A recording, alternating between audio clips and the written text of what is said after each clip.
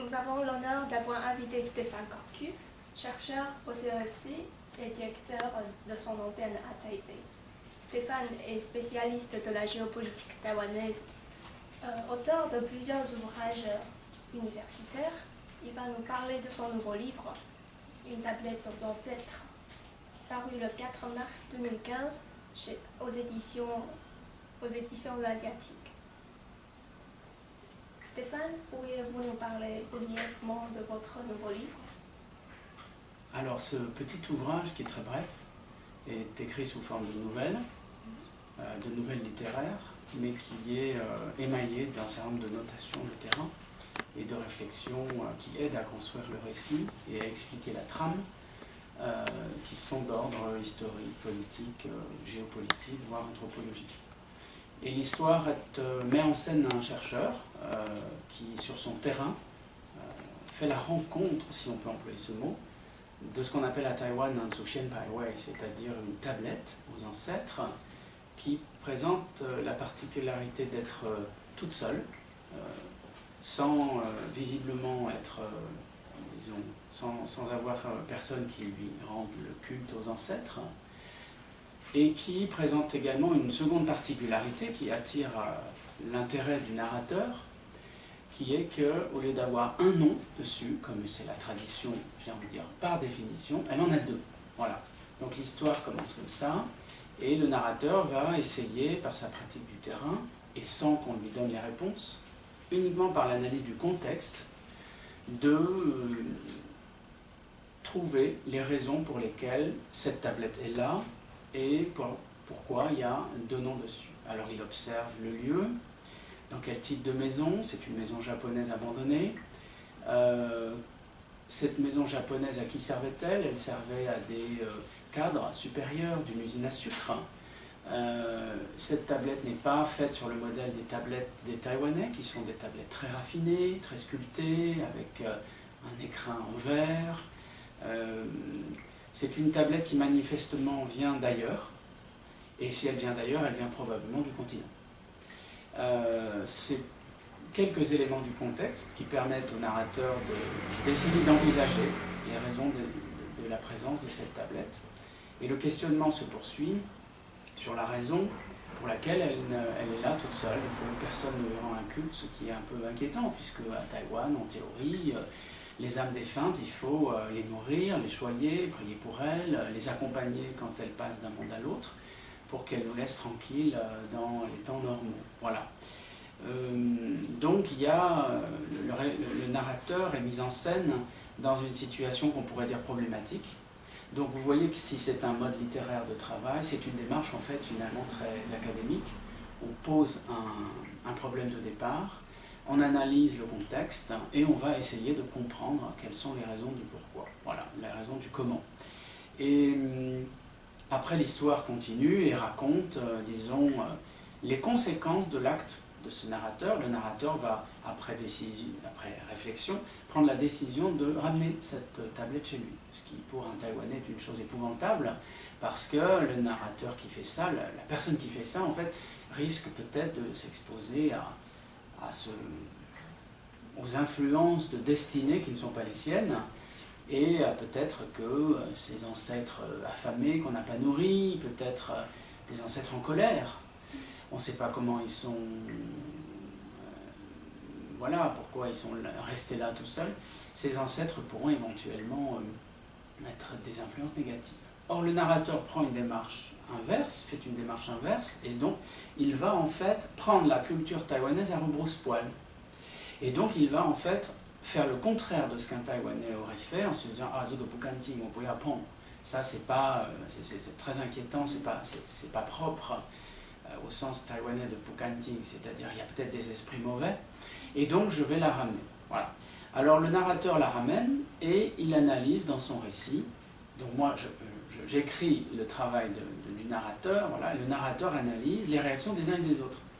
Des Taïwanais de souche, qui, venant chez lui, observe cette tablette, lui pose la question de savoir mais pourquoi elle est là, et donc il y a des réactions extrêmement différentes selon les gens, ce qui invalide complètement, donc c'est encore une démarche de recherche, ce qui invalide complètement les approches culturalistes des choses. Certes, un Français ne réagirait pas en général comme un Taïwanais réagirait en général sur ce cas d'étude. Sauf que il y a des étrangers, des non-taïwanais, qui pourraient réagir comme un Taïwanais, et puis des Taïwanais qui ne réagiraient pas du tout comme le modèle général supposé.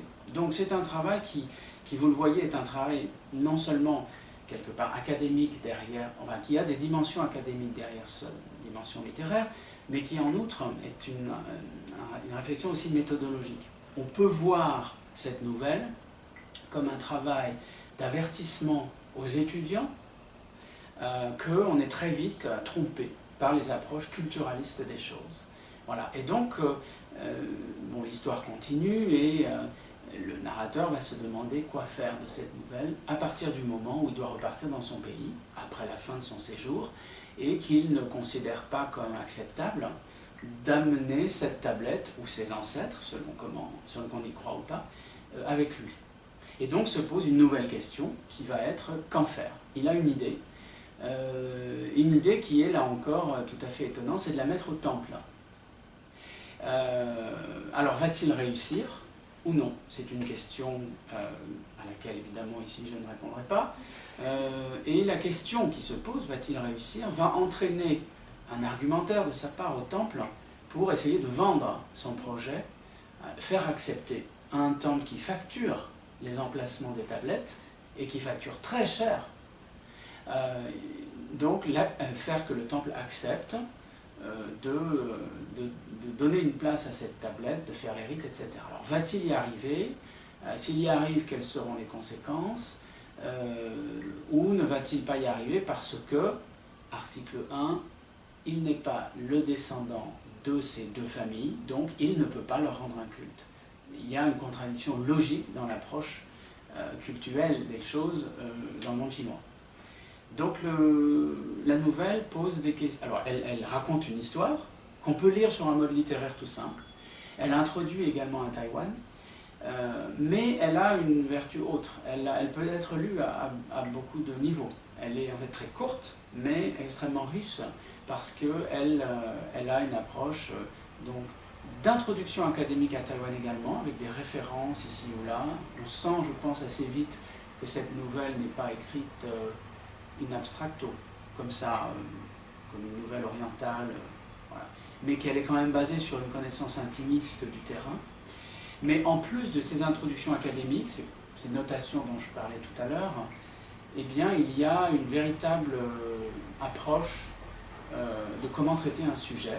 Et en conclusion méthodologique, la réflexion et la question de la croyance qui est donc le fil rouge de cette nouvelle, d'ailleurs dans les 3 premières lignes, le mot croire, ou je crois, ou croyance arrive 3 fois. 3 fois dans le premier paragraphe, ça c'est volontaire. Alors qu'on a toujours tendance à inciter ceux qui écrivent à ne pas répéter les mêmes mots. Donc là il y a vraiment un matraquage, une annonce claire que le thème c'est la croyance. Et cette notion de la croyance est traitée avec précaution sur un plan méthodologique. Et la nouvelle évite totalement de trancher sur l'existence ou non de ses ancêtres, ce qui est typiquement la démarche d'un anthropologue qui peut face à ça être convaincu que ça n'existe pas. Je dis d'ailleurs au tout début du livre, je n'ai jamais cru aux esprits, etc. Mais qui ne va pas le dire. Et du coup, comme j'ai dit ça en introduction, le travail littéraire, puis ça reste quand même un travail littéraire, c'est pas un travail d'anthropologue, le travail littéraire va semer le doute dans l'esprit du lecteur en analysant non seulement les réactions des Taïwanais, mais celles du narrateur. Et ces doutes vont montrer que finalement, s'il a annoncé d'emblée « je n'ai jamais cru aux ancêtres et aux esprits », eh bien c'est pas si clair. Et donc en fait c'est une exploration du travail de la croyance à travers un cas concret, une mise en situation d'un individu qui n'est pas issu de la culture chinoise et qui, face à cette problématique très compliquée, sensible on va dire, des ancêtres, qui sont une forme d'âme sensible, eh bien va non seulement regarder comment les Taïwanais réagissent, mais réfléchir lui-même à la culture taïwanaise et finalement à un fondamental de la culture humaine, qui est le rapport à la croyance.